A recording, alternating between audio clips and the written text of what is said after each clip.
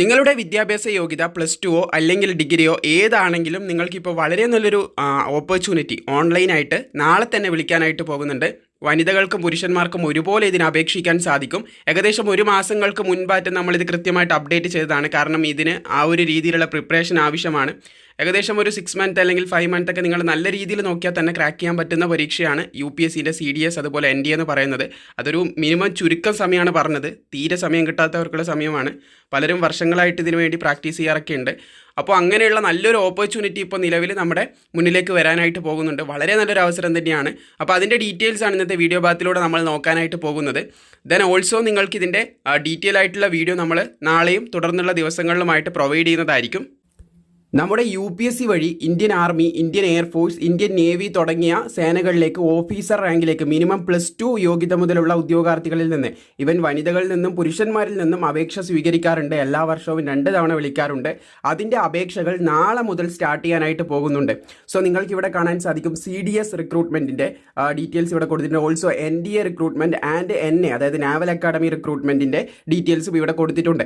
ആദ്യം നമുക്ക് NDAൻ്റെ ഡീറ്റെയിൽസ് പറയാം. 5ാമത്തെ കോളത്തിൽ നിങ്ങൾക്ക് കാണാൻ സാധിക്കും national defence academy NDA and naval academy examination 1 2025. അത് 1 എന്ന് കൊടുത്തത് ഒരു വർഷം 2 എണ്ണം വിളിക്കും. അറിയാത്തവർക്ക് വേണ്ടി പറയുന്നതാണ്.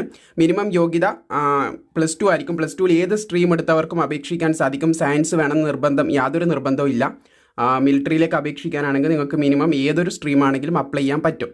അതുപോലെ തന്നെ ഇതിൻ്റെ അപേക്ഷ തുടങ്ങുന്നത് ഓൾസോ നമ്മുടെ CDSും ഉണ്ട്. 6ാമത്തെ കോളത്ത് CDS കാണാൻ സാധിക്കും. കമ്പൈൻഡ് ഡിഫൻസ് സർവീസ് എക്സാം എന്നാണ് പറയുന്നത്. അപ്പോൾ അതിൻ്റെയും അപേക്ഷ ഒരുമിച്ചിട്ട്, 2ൻ്റെയും അപേക്ഷ എല്ലാ വർഷവും ഒരുമിച്ചിട്ടാണ് തുടങ്ങുന്നത്. അതിൻ്റെയും ഫസ്റ്റ് എക്സാമാണ് 2025 നടക്കേണ്ട ഫസ്റ്റ് എക്സാമാണ് ഇവിടെ വരാനായിട്ട് പോകുന്നത്. ഒരു വർഷം 2ൻ്റെയും 2 നോട്ടിഫിക്കേഷൻ വിളിക്കും.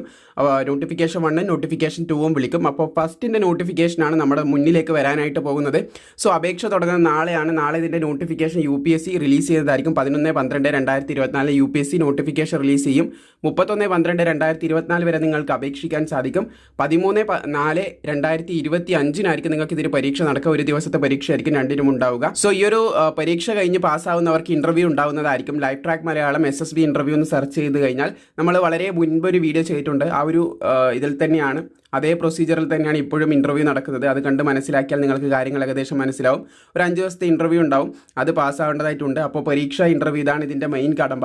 ഇത് രണ്ടും പാസ്സാവുന്നവർക്ക് ഫൈനൽ ലിസ്റ്റിൽ വരാൻ സാധിക്കുന്നതായിരിക്കും.